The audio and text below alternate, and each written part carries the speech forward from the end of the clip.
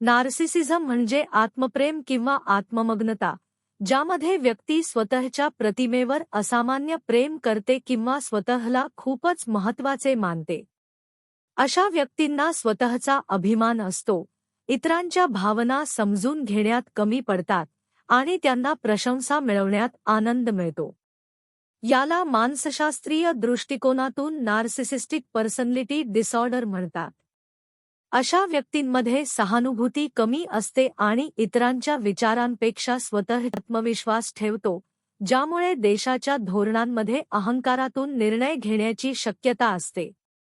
अशा निर्णयांमुळे देश आंतरराष्ट्रीय स्तरावर अडचणीत येऊ शकतो.